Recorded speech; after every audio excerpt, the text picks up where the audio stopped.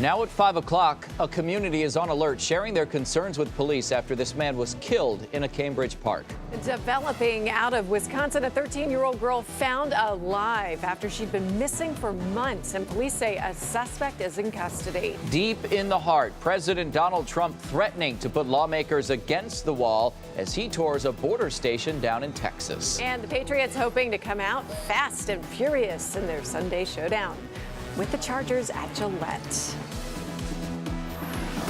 This is 7 News Today in New England. Good morning, everybody. It's 5 o'clock on the dot. Friday. We finally reached the end of the work week as we take a live look across your city skyline. The sun's got some work to do because, boy, it is chilly out there this morning and the wind picking up as well. Yeah, no doubt about it. All right. Thanks so much for spending your Friday morning here with us on the news station. I'm Chris Anderson. And I'm Kiki Venzel. So glad you're with us. If the kiddos are headed out to the bus stop, they're going to have to bundle up this morning. It's Mother Nature is releasing some really cold air on us this morning, Chris. And don't argue with mom and dad. Grab that hat and the gloves this morning. You need it. It's a cold start to the day. Hey, we need the sunglasses too for the morning commute. I love quite a bit of sunshine in place. So at least we have that going for us. What we have going against us, not only the air temperatures that are now running in the teens and 20s, but the wind that has been consistent overnight. Right now sustained in Boston at 23 miles an hour. So you factor that in the wind chill. This is what you dress for out of the bus stop there, waiting for the school bus or even heading off to work. 11 degrees, that's what it feels like in Boston, 3 in Worcester right now. Still expecting those temperatures to drop off a few more degrees this morning as the cold air continues to press in from northern New England. At least we have clear skies, not much going on through the day today. Temperatures don't warm up all that much, so we'll start off near 20 this morning and only finish off in the mid-20s this afternoon. Cold air sticking around through the weekend, but does it stay dry? Forecast ahead. 5:02 on your Friday morning. Time for a first look at the roadways. Here's Elena Pinto. And Chris is saying it with a mouthful of beef jerky. I don't know if anyone wants to know that this morning. Bacon jerky. Breakfast is bacon jerky. Breakfast is fine. All right, you'll need it too if you're taking the Pike in. You have a long commute from 495 into the city, but fortunately not a lot of company out there this morning. If you're taking the expressway, though, that's a little bit different. We already have a crash just north of the exit to Morrissey Boulevard, and you can see that traffic is building leading up to where that crash is. A little bit of red on the maps, a lot really for this time in the morning because usually there's not any. So just be prepared to tack on an extra couple of minutes if you're traveling that way. But that's it. Your drive time is still fine. On the expressway, though, a little bit more than we're used to. I would say about 15 minutes. 12 on the Pike, 11 on 93 if you're taking the trains in. They're on time. And breaking overnight, police are investigating a major crash in Epping, New Hampshire. This was the scene overnight on Route 101 westbound. You can see a pickup truck and at least one vehicle were involved in that crash. Police are investigating what led up to that collision. Also breaking overnight, fierce flames tearing through this Pembroke, New Hampshire home. This is on Kimball Street. You can see firefighters spraying water into a window on the second floor there. No injuries were reported. Now at 5, community concerns following a brutal crime at a Cambridge park. 60-year-old Paul Wilson was found badly beaten at that park back on January 2nd. He later died as a result of his injuries. More than a week later, police are still trying to track down a suspect. And they met with the community to discuss their concerns last night. 7's Byron Barnett is live with the very latest on that investigation this morning. Well, still very few leads and clues in that deadly attack that took place here in this park. The district attorney is saying that this could have been random. The police are saying that the community should be concerned. 60-year-old Paul Wilson killed by repeated blows to the head. He was in Dennehy Park in Cambridge around 6:30 in the evening, January 2nd, when he was attacked. The district attorney says it could be random. The question, should people be concerned? Yes. People should be exercising caution. Wilson often used the park to exercise and walk to work at IBM. Police scoured the park and found a bat, but they don't yet know if it's connected to the homicide. With few clues, authorities appealed to the public at a community meeting Thursday night. It is unsettling. I'm not going to tell you that you don't have a right to be bothered and frightened. This was the first attack in the park in 9 years, putting the community on edge. I think people just want to know, like, is there a maniac? It's also unnerving is the brazen nature of the crime, that it would happen at 6:30 when there could be plenty of people walking around, not at midnight. Police trying to calm fears, increasing patrols in and around the park. But Wilson's violent death has shaken the community and his friend. I have no idea what happened. It's 6:30 at night. There's a lot of people around that parking lot, so I'm kind of shocked that it happened to anybody. Paul Wilson was a big guy, 6'6", and he was wearing shorts when he was attacked. So police are asking anyone, if you have any information, you saw anything, any video, anything at all, please give the police a call. They're asking for your help. That's the latest live here in Cambridge. I'm Byron Barnett, 7 News Today in New England.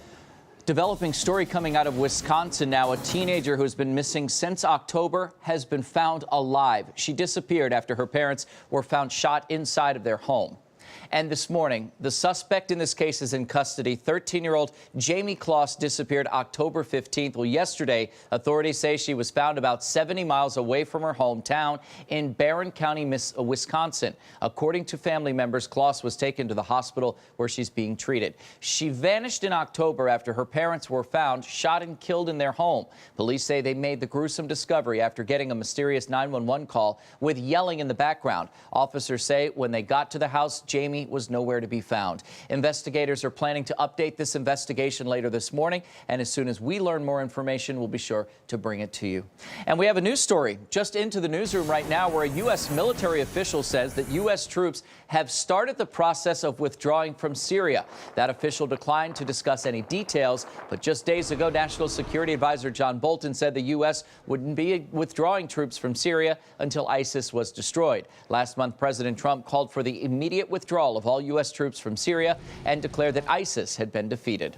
And now to the government shutdown and President Trump traveling to the heart of the border battle as he edges closer to declaring a national emergency to fund a wall. The president repeating his claim that the wall is necessary to stop drugs and crime, but Democrats aren't buying it and refusing to budge on his demands. All of this while some 800,000 workers are scheduled to miss their first paychecks today. 7's Kim Lucy joining us now with the very latest. And Kiki, a lot with this. Of course, the president coming closer to declaring that national emergency. Pressure building with 800,000 federal workers set to miss their paychecks as the government shutdown heads into day 21. We need work. We need pay. Federal workers rallying across the country, demanding to know when their next paycheck will show up. This president's talking about months, years. This is all just nonsense. I want to go back to work. The president focusing his budget battle on the border, traveling to Texas and making his case to build a wall on Fox News. It's common sense. It really is. When you think of it, whether you're into the world of law enforcement like these incredible folks behind us that understand the wall so easily, I mean, it would make their job so much better. So it's not a money thing. It's a political thing. They look at the 2020 race and they're not feeling too good about it. They'll do whatever they can to win. The president's trip to the Lone Star State, the latest in a week-long campaign to convince the American public and Congress to pay for the wall. President Trump sticking to his demand of $5.7 billion for the wall, but Democrats insist they won't give him the money. Talks are at a standstill. The president is simply not budging. The president is threatening to declare a national emergency, allowing him to use federal funds to build a border wall without approval from Congress. I have the absolute right to declare a national emergency. If this doesn't work out, probably I will do it. I would almost say definitely. All this while frustration mounts from 800,000 federal workers, more than half of them still on the job, set to miss their first paychecks today. There is no crisis on that border. It's a manufactured crisis by a madman. Savings is gone. We don't want an apology. We just want our jobs back, and we want them to make it right. And federal employees are scheduled to rally here in Boston today, including EPA workers from across New England. If it continues, the shutdown sets the all-time record tomorrow, officially becoming the longest partial government shutdown in history. Live in the newsroom, Kim Lucy, 7 News Today, New England. Also on 7, 4 members of Everett's Fire Honor Guard are heading to Utah now for a final farewell to a fallen officer. Massachusetts native officer Joseph Shinners was shot and killed during an arrest this past Saturday in Provo. He leaves behind his wife and young son. Shinners, his father, is a retired fire chief in Everett. Officer Shinners will be laid to rest tomorrow. And happening today, a fallen hero from Massachusetts is going to be laid to rest at Arlington National Cemetery. Fall River native Sergeant First Class Eric Emond died in November in Afghanistan. Emond was a 21-year veteran and a two-time Purple Heart recipient. The governor has ordered all flags to be flown at half-staff in honor of Emond today. And a smoky scene on Storrow Drive when a homeless camp went up in flames. It happened on Mass Ave at the bridge yesterday, where firefighters say mattresses and debris from the homeless camp caught fire. Crews briefly shut down the bridge so that they could put the flames out and check for any damage. Fortunately, no one was hurt. Now to the Pats in the playoffs. Tom Brady and the boys getting supercharged as they get ready to battle Phillip Rivers and company. The Pats unbeaten at Gillette this season. Chargers 8-1 on the road. So something has got to give on Sunday. 7's Carrie Corrado is live at Gillette with more on the big matchup. Good morning, Carrie. Kiki, good morning. Hopefully it ends in our favor. Now, Tom Brady and the Pats, they are gearing up for this do-or-die game. And this weather on Sunday is going to be a challenge for both teams. It was cool at first, with that snow coming down. I mean, it's that time of the year in New England when you see snow. We really haven't seen any. It's time to play some football. Snowflakes spotted in Foxborough, a sign the postseason has officially arrived. And I grew up in the South, and when I think of NFL playoff football, that's kind of the picture you think of: the snow, the cold. So, it's always fun to get out there in that. No one more grateful to get to work in the flurries than Devin McCourty, now over his concussion and more concerned with keeping Phillip Rivers grounded Sunday at Gillette Stadium. Well, obviously his physical talents and what he can do, very accurate, throwing a deep ball. It's also a huge mental game of trying to not give him everything because he's too good of a quarterback if we just line up and, he'll kind of tear us apart. Rob Gronkowski has torn apart plenty of teams in his playoff career, 12 touchdowns in 13 postseason games. And despite his so-so 2018, the big tight end says he's all in the rest of the way. It's a one-game season. You got to put it all on the line, no matter what you got, whatever you're dealing with. You got to just put it all on the line. And, if you lose that game, you're going home. So I would just say everyone's just leaving it all out there. All right, so if the Pats win over the Chargers, the Pats would tie the Steelers with 16 divisional round wins, the most in NFL history. So come Sunday, the game is at 1:05. Live at Gillette Stadium this morning, Carrie Corrado, 7 News, Today New England. Go Pats. Going to be a good one down there at Gillette. Listen, you'll be there. Yes, I will. Bundled up to keep warm. All right, so much more still ahead on 7 News Today in New England, including the Mass Pike getting a mega $1 million makeover. But we're going to tell you how long this construction project is expected to take. And a scary sight on a Wisconsin street. A baby left wandering alone. How a bus driver came to the rescue. A ban on breathalyzers, why a Massachusetts court has put a limit on how the test can be used in court. Cold air working into New England, and it's got some staying power through the weekend. Take a look at the forecast ahead. Things are getting a little bit better out on the expressway. Earlier problem. I'll have more details for you after the break.